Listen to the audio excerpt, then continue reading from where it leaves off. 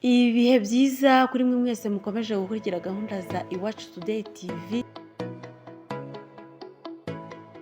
Tubahaye ikaze mu mwanya w'amakuru dutegurirwa na radiyo Ijwi ry'Amerika. Kora subscribe kugira ngo andi makuru atazagucika. Reka duhuze umurongo na radiyo Ijwi ry'Amerika tuyabagezeho. Turashimiye ko muzindutse murumviriza Ijwi ry'Amerika. Mwaramutse gute inshuti bakunzi bacu mu Burundi mutwumva ku mirongo migufi ya shortwave kuri metero 25, 31 na 41. Mu Rwanda tukaba kuri FM 104 n'ibice bitatu kuri mwebwe mutwumva muri Kigali na FM 93 n'ibice bitatu i Karongi. Muri Uganda turi kuri Voice of Muhabura kuri FM 88 n'ibice 9 i Kisoro. Ikaze makuru yo muri kino gitondo mwateguriwe mukaba mugiye gushikirizwa na Joe Diana nini nahazwe. Ingingo nkuru ziyagize ingabo za Congo FARDC mu mpfunyapfunyo no mu rugwi urwanya ubutegetsi bw'ico gihugu M23 baraye batanye mu mitwe bikomeye barwaniye ahitwa Nzulu ni ku birometero 10 uvuye mu gisagara ca Goma. Abaturage ndago babura kuba bafite ubwoba kubera igoma bari kumva amabombe ahantu ho bari kugwanira ndagwari ari kure cyane ni n'umugi w'Igoma. Uyu ni umwe mu bamenyesha makuru Felix Hangi Balume akorera radio Mweso yo muri Kongo. Muri irya nino kw'isi Ufaransa n'Ubudagi vyaraye vyiyemeje gukomeza umugabane wa Buraya. Muri Afrika naho Zimbabwe ifise ubwoba ko ingingo ya Amerika yo kuva mu ishami rya ONU gitaho amagara y'abantu kw'isi OMS mu mpfunyapfunyo izogeramira cane imigambi yo kurwanya sida muri ico gihugu. Idonido yano makuru yose duce ku masonga ni mukanyisasi. Tukivuga ku makuru ya Amerika, umushikiranganje mushasha jeje imigenderanire ya Amerika n'andi makungu Marco Rubio yaraye atangaje ko politiki yo hanze ya Amerika izoshimikira ku nyungu nkoramutima z'igihugu. N'ubu turacaye kumena Fidel. Marco Rubio abaye wa mbere mu bo Donald Trump yagenye kuja muri leta yiwe yemejwe n'inama nshingamateka ya Amerika. Yatangaje ko amafaranga yose Amerika izokoresha n'utwigoro twayo twose ku bibazo vyo mu makungu bizotegerezwa kwishura ibibazo bitatu vyoroshe bisabwa. Vyoba bituma Amerika irangwa n'umutekano kurushiriza, vyoba bituma ikomera kurushiriza, vyozana iterambere kurushiriza. Marco Rubio yavuze ko mu gushira imbere inyungu za Amerika azotunganya ubushikiranganje bujejwe imigenderanire burangwa n'ivyiyumviro bishasha vyumvikana kandi birashe. Yatangaje ko bizosaba guhindura imigambi imwe yahora ishimikirwako, kudashimikira cane ku bibazo bimwe no kuvavanura na bimwe mu vyahora bikurikizwa. Rubio afise imyaka 53 muri iki gihe yarashigikiye ingingo za mbere zafashwe na Perezida Donald Trump zo kubuza kwinjira ku butaka bwa Amerika abimukira isinzi batagira impapuro zibaha ubwo burenganzira. Yatangaje ko Amerika itazosubira gukora ibikorwa ivyo ari vyo vyose vyorohereza canke bituma abantu isinzi barondera kwinjira muri Amerika. Fidel Niyongabo urakoze. Tuve ngaha muri Amerika tuja ku mugabane wa Buraya. Abayobozi b'ibihugu vy'Ufaransa n'Ubudagi barayibiyemeje ko bategerezwa gufata ingingo zikomeza umugabane w'Uburaya. Fidel Niyongabo turacari kumwe. Aba bategetsi bumvikanye ko ibihugu vyombi bitegerezwa gukora mu ntumbero yo gukomeza kurushiza umugabane w'Uburaya. Ivyo President w'Ufaransa Emmanuel Macron yabitangaje nyuma ko abonanye na Chancelier y'Ubudagi Olaf Scholz i Paris mu Bufaransa. Scholz yatangaje ko Ubufaransa n'Ubudagi bizokwerekana inguvu zavyo mu gukorana na Perezida mushasha wa Amerika Donald Trump. Mu kiganiro bahereye hamwe abamenyesha makuru mu biro vyiwe Palais de l'Elysée imisi ibiri nyuma ko Perezida wa Amerika Donald Trump ashikiye amabanga yo kuyobora Amerika, Chancelier w'Ubudagi Olaf Scholz yatangaje ko ari bimaze kugaragara ko Trump azoba ikibazo. Yavuze ko umugabane w'Uburaya utazotekerwa n'ubwoba canke ngo uheshe, ko ahubwo uzokorana nawe mu buryo bwubaka kandi udatinya kwerekana ku buryo bugaragara aho uhagaze. Chancelier w'Ubudagi Olaf Scholz yavuze ko ivyo bizoba uburyo bwo gukorana neza na Perezida mushasha wa Amerika. Uburaya na Amerika bihuzwa na kahise kamaze igihe kirekire k'imigenderanire ya kivandimwe no gukorera hamwe. Perezida wa Amerika Donald Trump aramaze gutangaza ingingo n'imigambi itari mike azofata. Scholz yavuze ko azorabira hamwe izo ngingo n'iyo migambi n'abandi bategetsi bakorana ku mugabane w'Uburaya. Ijwi ry'Amerika Washington DC mu Kirundi no mu Kinyarwanda. Makuru yacu tuyabandanirize ku mugabane wa Afrika neza na neza muri Zimbabwe ifise ubwoba ko ingingo ya Amerika yo kuva mu ishami rya ONU gitaha amagara y'abantu kw'isi OMS mu mpfunyapfunyo izogeramira cane imigambi yo kurwanya sida muri ico gihugu. Ibindi na mgenzi wacu Fidel Niyongabo. Umushikiranganje ajejwe ikigega ca leta muri Zimbabwe Ntuli Ncube kuri wa gatatu yagabishije ko ukuva kwa Amerika mu ishyirahamwe OMS bishobora kugabanya imfashanyo yerekeye ubuvuzi ihabwa ibihugu nka Zimbabwe gihanganye n'ikiza ca sida umushikiranganji Ntuli Nchube yabivuze mu nama ku butunzi ku isi iriko ibera mu gisagara ca Davos mu gihugu c'Ubuswisi. Zimbabwe yararonse amafaranga arenga miliyoni 200 y'amadolari ku mwaka yahawe na Amerika biciye mu mugambi wa PEPFAR ugenewe kugwanya ikiza ca sida. Leta ya Amerika yahaye Zimbabwe amafaranga arenga miliyaridi n'imiliyoni 700 y'amadolari kuva mu mwaka wa 2006 agenewe gukomeza igisata c'ubuvuzi hamwe no gufasha abanyagihugu bagendana umugera wa sida. Ibi vyemezwa na ambasade ya Amerika i Harare. Perezida wa Leta Zunze Ubumwe za Amerika Donald Trump yarateye igikumu ku itegeko ry'umukuru w'igihugu ryerekeye kuva kwa Amerika mu ishirahamwe OMS hari nyuma yuko arahiye mu kiringo ca kabiri cyo kuyobora Amerika kuri uyu wa mbere. Fidela Niyongabo urakoze. Tukiri ku mugabane wa Afrika kandi ishami mpuzamakungu ONU rikeneye vyihuta imiliyoni 910 mu madolari ya Amerika yo gufasha abanyagihugu bo muri Nigeria. Amafaranga azokora mu vyahe bisata. Ishirahamwe ONU ryateye akamo kerekeye ayo mafaranga agenewe gufasha abanyagihugu bo mu karere ko mu buraruko bushira ubuseruko bwa Nigeria muri iyi ndwi. Ako karere karageremewe n'umugumuko w'abagwanyi b'Abayisilamu kuva mu mwaka wa 2009. Ako karere karasinzikajwe kandi n'imyuzure y'amazi yatewe n'imvura y'isegenya mu mwaka urangiye. Inzandiko z'ishirahamwe ONU itororokanizo ry'amakuru yo mu Bwongereza Reuters ryabonye zerekana ko abantu 7,800,000 bakeneye imfashanyo mu mareta atatu yo mu buraruko bushira ubuseruko bwa Nigeria, nayo ni Adamawa, Borno na Yobe.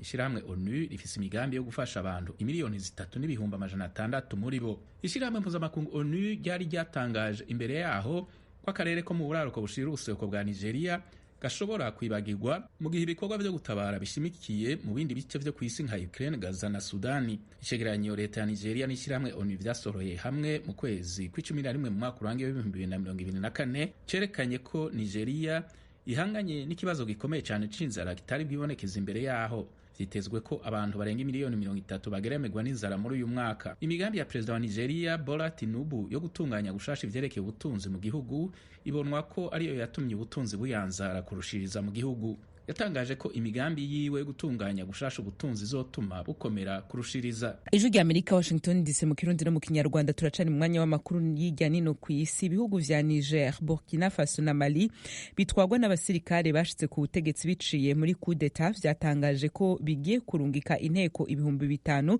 mu karere ka Sahel kabandanya kuvugwamwo umutekano muke. Fidel Nyongabo. Umushikiranganje ajejwe kwivuna amansi wa Niger Salifu Modi yatangaje ko izo nteko nshasha zizoba zifise ibikoresho vyazo vya gisirikare n'uburyo bukwiye bw'iperereza. Zizokorera ku butaka bw'ibihugu vyombi uko ari bitatu. Ivyo bihugu vyarapfunditse kandi amasezerano yo gukorera hamwe. Umushikiranganje ajejwe kwivuna abansi wa Niger yavuze ko inteko z'urunani ziteguye kandi ko bizofata indwi nkeyi gusa kugira zibonekeze ku butaka bw'ibihugu vyazitunganije. Yasiguye ko hari ibikorwa vy'izo nteko bimaze gutangura. Gukorera hamwe hagati y'ibihugu vya Niger, Burkina Faso na Mali vyakurikiye ingingo y'ivyo bihugu yo kuva mw'ishirahamwe ryo gufashanya mu vy'ubutunzi by'ibihugu vyo muri Afrika yo mu burengero CEDEAO. Ijwi rya Amerika aya makuru yose agezweho hirya no kw'isi n'ayandi mushobora kongera kuyasanga kuri wezi3 akaburungu radio yacu VOA akaburungu.com, adresse ya YouTube yacu, Instagram, Facebook na X ni VOA radio yacu. Mu kanya mu karere k'ibiyaga binini vya Afrika.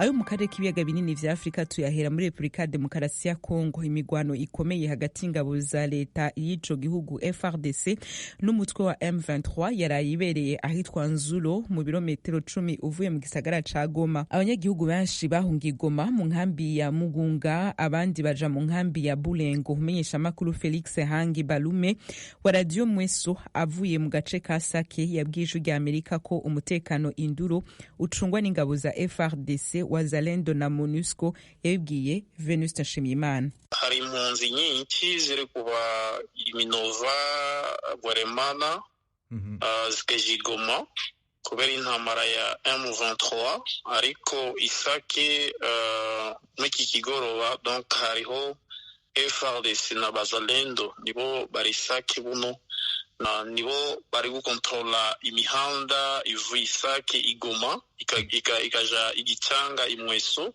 n'imihanda zivuye igoma Isake ziri kuja irubaya ni Bweremana, ariko mu kigo ca Nzulo niho habaye imigwano ya nyinshi kabisa. Amabomu yari kumvikana ahantu hose, ariko buno Nzulo iri mu maboko ya FARDC na Bazalendo.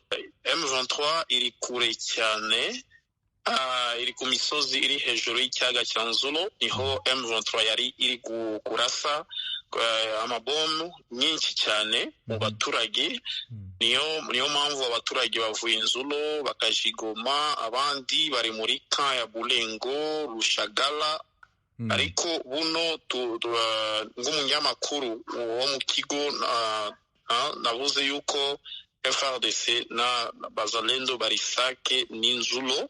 None wowe urambwira ko ubungubu ugeze i Goma uvuye Sake, umuhanda wanyuzemo wari amahoro? Wawunyuzemo nta nkomyi, nta kibazo wagize?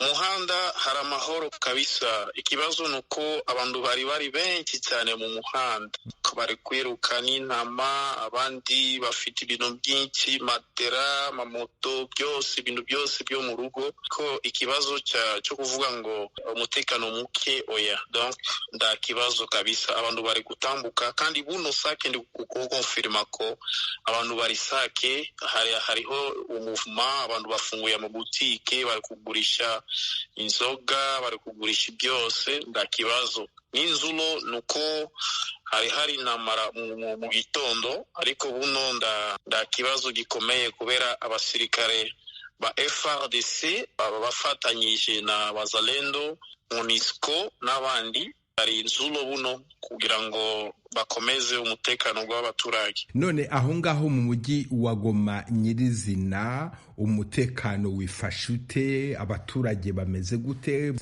Uzi yuko abaturage ndago babura kuba bafite ubwoba kubera i Goma bari kumva amabombe ahantu ho bari kugwanira. Ndago ari kure cyane ni n'umujyi wa Goma. Ni ukuvuga yuko bagira ubwoba kubera ndago bari kugira ubwoba kugira ngo M23 irazigoma, oya. Ariko ubwoba nuko amabombe bari kurasa iri kwica abantu ikakomereza abandi. Igoma akazi kose mu muhanda, imodoka, amabanke, amashuri, donc akazi kose kari kugendeka nda kibazo. Felix Balume Hangi, umunyamakuru wa Radio Mweso, ndagushimiye. Urakoze cyane kuri VOA, turabakurikiraga cyane kandi Imana ibafashe. Burundi, aho bamwe mu bakenyezi bari mu mashirahamwe mato mato yo mu kibano bemeza ko bagabura umwimbu uva mu dufaranga bagiye baraziganya canke inyungu iva ku ngurane abanywanyi bagiye bararyungukirako mu mpera canke mu ntango z'umwaka. Ivyo bigatuma baronka udufaranga two kwikenura canke two gutanguza imigambi mito mito. Ibindi kuri no nkuru yateguwe n'Ijwi rya Amerika ifashijwe n'abakunzi bayo mu Burundi, murabisomerwa na Thierry Ndayishimiye. N'amashirahamwe mato mato yo mu kibano usanga agwiriyemo abakenyezi bakora inama rimwe mu kwezi bakagenda bibangikanije udufaranga two kwiziganya tuba duhuye n'amikoro yabo. Abatugize bigana ko mu mashirahamwe baziganya yatari munsi y'ibihumbi 2,500 ku kwezi. Baribangikanya kandi udufaranga two kugarukirana ko igihe umwe mu banywanyi agize ingorane. Umunywanyi arafise uburenganzira bwo gusaba ingurane mu ishirahamwe kugira ngo arangure umugambi muto agaheza kungukira ishirahamwe. Abakenyezi baganiriye n'Ijwi rya Amerika baremeza ko ayo mashirahamwe abafasha cane. Mu igabura riherutse Irakoze Florence yarose yashika ku 250 by'amafaranga y'amarundi. Feri yaratugirira akamaro kuko yazira hamwe, akatugirira nk'akamaro nko kugura agatungwa canke nko gukota amasi nyene yo tuzorimamo nk'imiceri canke ibijumbu canke ibigori, kuko kwera amashirahamwe ni meza cane. Nubwo dutanga isorosoro gusa yazira hamwe yakaza yadufitira akamaro. Gatarina nibona nawe ati kuba mu ishirahamwe ni kirumara mu buzima bw'umukenyezi. Igituma dufasha haraho bukenya nk'agasufuriya ko gutekamo ugaco kagura, haraho bukenya gahuzu ko kwambara ugaco kagura. Natwebwe abakenyezi kenshi turonka hera umwaye mashirahamwe nyene tugawe umuntu agaca aza kugura gahuzu yambara, kandi biradufasha nk'abafise abana biga bararonka n'amahera, barashobora kuza yakenya nk'amahera y'ishuri ati ngurana agaca aguranya kandi inyungu zitabuna. Ijwi rya Amerika ryabajije Kabura Jeanne riti none iyo ugabuye mu ishirahamwe uribuka uwo mwubakanye? Nawe ati basi ndaherukana kumugurira mbere umupira, ubu naho nshaka kumugurira ikositime y'ibihumbi 100 kandi nzoyironka ku mafaranga avuye mu ishirahamwe. Kuja mu ishirahamwe birafasha kandi guca kenge no kubahiriza agateka k'umukenyezi. Kandi abakenyezi bari mu ishirahamwe ntibakunda guhohoterwa kenshi kuko baba bazi niyo bitura, kandi baba bazi n'ababaha impanuro ku gihe, baca bagenda kwitora abo bantu nyene babaha impanuro. Mugabo utari mu ishirahamwe nawe usanga n'izo ngorane ziwe zinyegeziyo kugira urinde uzimenya usanga aza yarasinzikaye. Ariko rero hari abakenyezi bihora bigora iyo hageze kugabura bakifumbereza, nk'uko Irakoze Florence yabyiganije rya Amerika. Hari umuntu yaratuye amahera, tura amahera y'iyinga 50,000 acaziganya umwaka wose imisi 2. Rero baca baratera umuryango wiwe kubera yaciye ahagarika kuziganya, baca baratera umuryango wiwe carayarihanya amahera. Telefone niyo yagwatirije bene izi z'amandroid. Mu ntumbero yo gukomeza ishirahamwe, abo bakenyezi baratanguye kugira imigambi rusange nk'uko niyo Kwizera Filote avyigana. Turakunze kugira amanama tukavugana, hanyuma tukagira igikorwa duhuriyeko, tukarima umurima wa rusangi canke tukororera hamwe ibitungwa dufatiye nko kukarorera ingurube, ukagura nk'ingurube nka 3 zivyara, gaca tuzororera hamwe ku buryo ishirahamwe naho ryogomba kugira ingorane uca usanga canke umuntu wo mwishirahamwe agize ikibazo ca tuza turokoreranira izo ngurube canke naho tukadandaza tukagabura amahera hamwe ata muntu agira ikibazo. Mu kigo gifasha gutegura no kurangura imigambi mito mito, Magedi Cumakamba kirongowe n'umushingwa manza Irutingabo Jean Pierre aratera intege abo bakenyezi, akabasaba ko umwaka uheze batoca bagabura amatungo yose y'ishirahamwe, ko bogumiza mu bubiko ayo gukora imigambi rusange kugira ngo barushirizeho kwiteza imbere. Thierry Ndayishimiye urakoze kudusomera iyo nkuru. Tukivuga ku vy'Uburundi, ishami rya ONU ryita amagara y'abantu ku isi OMS mu mfunyapfunyo na leta z'ibihugu birigize bafise umugambi wo guteza imbere ubuvuzi kama. Amwe mu mareta ari muri OMS aza yaratanguye gushinga amashami ashinzwe ubuvuzi kama. Ubuvuzi buhagaze gute none mu gihugu c'u Burundi? Mugenzi wacu Thomas Kamirindi arabibaza Dr Uwimana Alban, umukuru w'ishamwe ry'abavuzi batagira imbibe mu Burundi. Dr Alban na mugenzi wacu Thomas Kamirindi babiyagiye mu kiganiro muri Isanga. Ugeze ku ntambwe novuga nziza, ariko reka ntange urugero. Mu Burundi hariho ubushikiranganje bw'amagara y'abantu. Muri ubwo bushikiranganje rero barashizemo igisata kijejwe kuraba no gukwirikirana ubuvuzi kama. Ubwo buvuzi bw'imiti twebwe tuyita imiti y'ikirundi. Ico ni icya mbere. Haraha uno munsi mukuru wahariwe ubuvuzi kama urahimbazwa mu gihugu. Iciza nuko mu Burundi muri iyi myaka turimo bamaze kwemera ubwo buvuzi kama, bakabwemera bakamushyira no muri programa y'igihugu. Ni ukuvuga rero n'umuntu yabinonosoye akaza agasaba uruhusha mu bushikiranganje bw'amagara y'abantu baramuhereza uruhusha. Hari imigambi mwaba mwumva ihari yo gushyiraho amashuri, tuvuge mu mashuri y'ubuvuzi, mu mashuri y'ubuganga, yo kwigisha iby'ubuvuzi kama? Ndabye mu ntunganyo z'ubushikiranganje bw'amagara y'abantu, haraba no mu ntunganyo z'amashuri ya kaminuza, ico gisata nta kirimo kandi nta kirimo na vuba. Uko twebwe mu Burundi hari icyo turiko turakorera ko cyitwa Vision 2040 mu mwaka wa 2040 yuko cyo bari igihugu kiyemereja cifashe mu 2060 akaba ari igihugu giteye imbere. Rero ndiko ndaraba muri izo ntunganyo harimo iby'iterambere n'ibyo, ariko ako gasata cy'uko ubuvuzi bw'ikizungu hoba n'ikindi gisata gitanga ubumenyi kuri icyo buvuzi kama ntacyo ndabonamo. Amazina yanjye ni Master Twagira Yezu, ndi Kigali. Rero ikibazo mfite cy'ibyaha umuntu mu gihe yarwaye aba akwiye kugana abavuzi ba gakondo cyangwa se abavuzi batanga imiti kama, kubera ko hari igihe umuntu aba anafite uburwayi budasobanutse ariko bwo kwa muganga, noneho bikaba ngombwa ko akererwa kujya kwa muganga kubera ko yabanje kujya kwisuzumisha, cyangwa se akabanza kwa muganga mu bitaro bya kizungu, cyangwa se akabanza kujya kwa muganga kandi ari yakabaye agana mu kinyarwanda cyangwa se mu kirundi. Aho ngaho araduha ishusho rusange n'ibimenyetso umuntu yakabaye agira agahita amenya aho agomba kwerekeza.